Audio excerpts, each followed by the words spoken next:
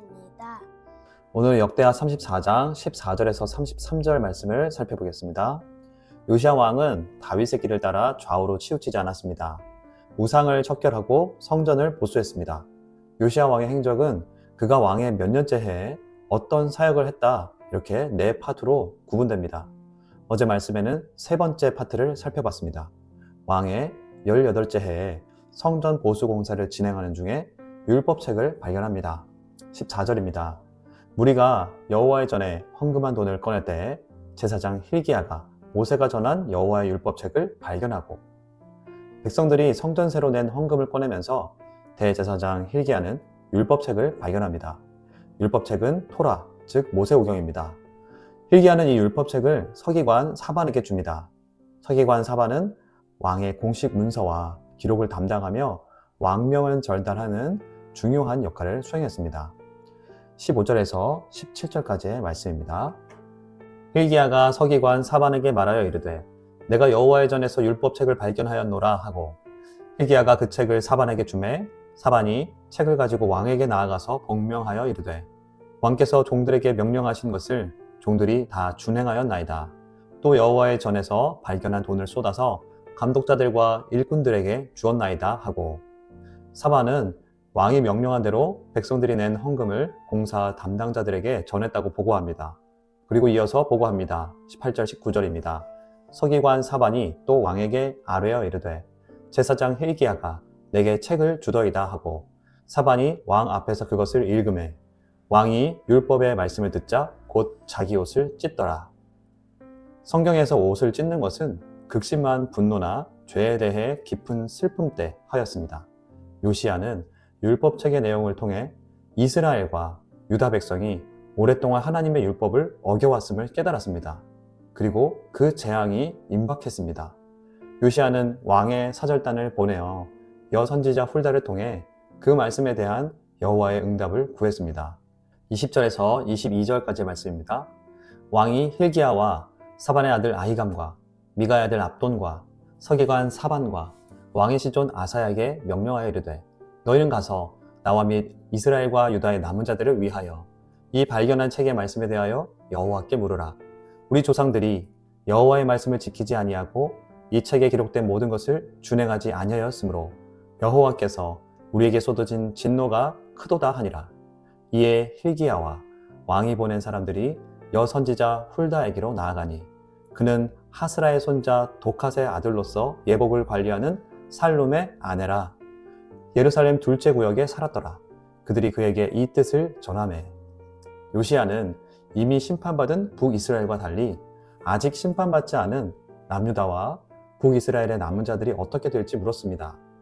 왕의 사절단이 여선지자 훌다에게 왕의 뜻을 전하자 훌다가 하나님의 응답을 전합니다. 23절에서 25절입니다. 훌다가 그들에게 이르되 이스라엘의 하나님 여호와께서 이같이 말씀하시기를 너희는 너희를 내게 보낸 사람에게 말하라 하시니라. 여호와께서 이같이 말씀하시기를 내가 이곳과 그 주민에게 재앙을 내리되 곧 유다 왕 앞에서 읽은 책에 기록된 모든 저주대로 하리니 이는 이 백성들이 나를 버리고 다른 신들에게 분향하며 그의 손의 모든 행위로 나의 노여움을 샀음이라. 그러므로 나의 노여움을 이곳에 쏟음에 꺼지지 아니하리라 하라 하셨느니라. 하나님은 말씀하셨습니다. 하나님의 율법을 어기고 우상 숭배한 이들을 심판하시기로 작정하셨다는 것입니다. 왜 이런 일이 일어나게 됐습니까? 요시야의 조부 므낫세 왕이 악을 행했기 때문입니다. 열왕기하 21장 11절에서 12절을 보겠습니다. 유다 왕 므낫세가 이 가증한 일과 악을 행함이 그 전에 있던 아모리 사람들의 행위보다 더욱 심하였고 또 그들의 우상으로 유다를 범죄하게 하였도다. 그러므로 이스라엘의 하나님 여호와가 말하노니 내가 이제 예루살렘과 유다의 재앙을 내리리니 듣는 자마다 두 귀가 울리리라. 므낫세는 악한 왕이었는데 우상 숭배 정도가 도를 넘어섰습니다. 역대하에는 기록되지 않았지만 열왕기하 21장 16절에는 의로운 선지자들과 백성들의 피를 많이 흘리게 해서 예루살렘에 가득하게 할 정도였다고 말씀했습니다. 하나님은 그동안 남유다의 악한 왕들에 대해 오랫동안 참으셨습니다. 하지만 하나님의 진노의 잔이 가득 차자 하나님은 심판을 작정하신 것입니다. 하나님은 훌다 선지자를 통해 계속 말씀하십니다. 26절에서 28절입니다. 너희를 보내어 여호와께 묻게 한 유다 왕에게는 너희가 이렇게 전하라.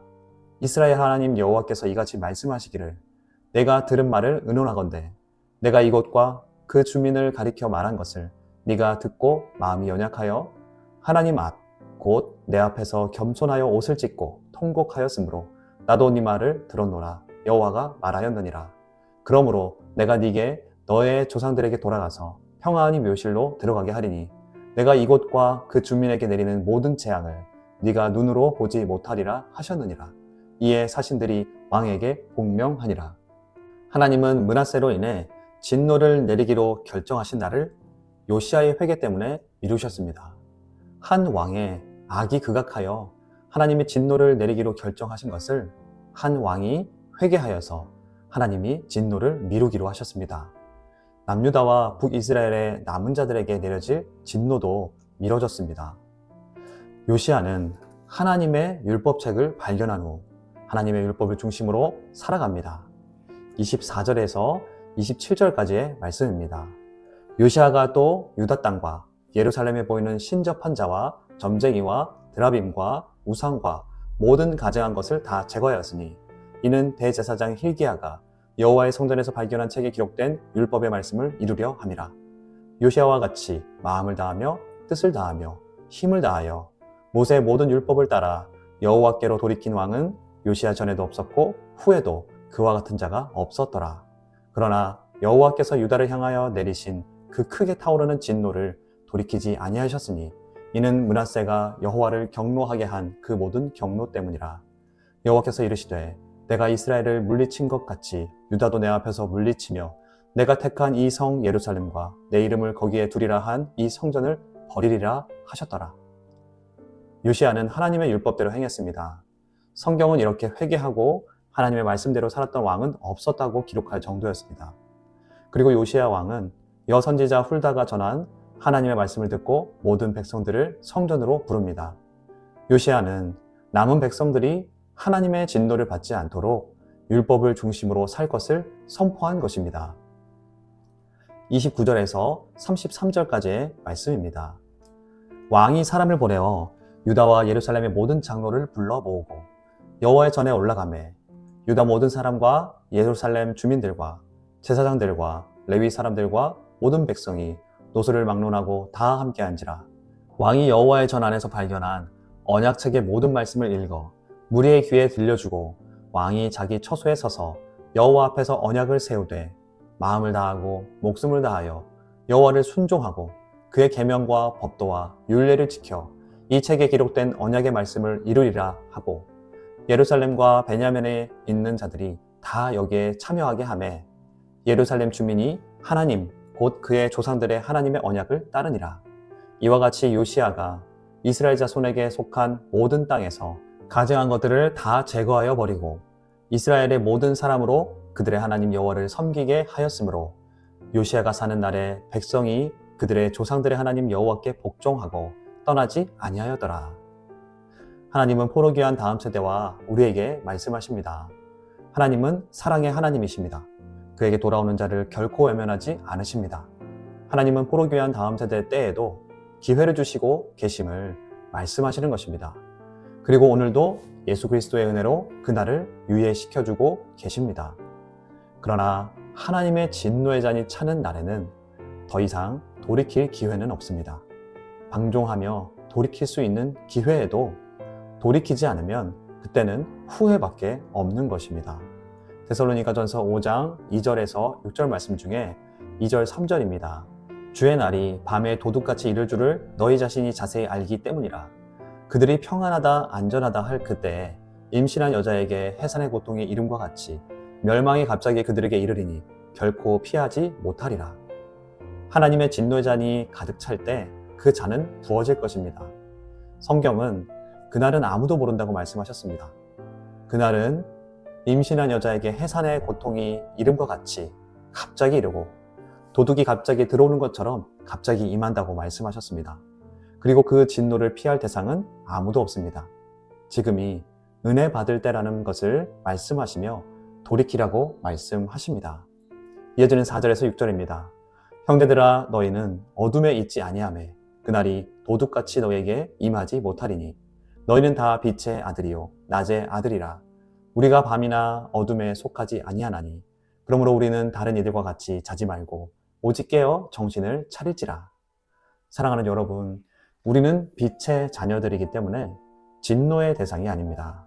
하지만 이 사실이 우리를 방종과 게으름에 빠지게 할 수 없습니다. 왜냐하면 성경은 곳곳에서 깨어 있으라고 말씀하기 때문입니다. 이 세대가 악하기 때문입니다. 이 세대는 하나님 없는 삶의 강의 흐름을 따라 흘러갑니다. 믿음의 성도들도 이 흐름에 같이 흘려가며 옆에 살려야 할 자들과 함께 죄악 가운데 거하며 살아가지 말라고 말씀하십니다. 그 말씀을 정신을 차릴지라고 말씀하십니다. 이 원어는 네포, 즉 취하지 말라. 이 세대에 취하지 말라는 것입니다. 이 세대의 방향에 취해서 잠들지 말라는 말씀입니다. 이어지는 7절과 8절 말씀입니다. 자는 자들은 밤에 자고 취하는 자들은 밤에 취하되 우리는 낮에 속하였으니 정신을 차리고 믿음과 사랑의 호심경을 붙이고 구원의 소망의 투구를 쓰자. 이 말씀은 너는 빛의 자녀다. 분별력을 가지고 어디서든지 하나님의 자녀라는 정체성을 가지고 살아라. 오늘도 하나님 나와 함께 하시고 지켜주시는 분임을 믿으며 담대하고 당당하게 살아가라. 그리고 하나님의 사랑 받은 자녀로 한없이 사랑하라. 원수도 사랑할 수 있을 때까지 예수님을 바라보라 말씀하십니다. 이 시간 말씀을 기억하며 함께 기도하겠습니다. 오늘도 우리는 하나님의 사랑받은 죄인임을 믿고 예수님의 마음을 닮아 사랑하고 축복하며 살아가게 하옵소서. 오늘도 세상에 취하지 말고 깨어 주님 오시는 그날이 반드시 있는 성도처럼 소망하며 살아가고 내 옆에 죄악의 길을 가는 사람에게 진노의 잔이 부어지기 전에 돌아올 수 있길 위해 기도하며 나아가겠습니다.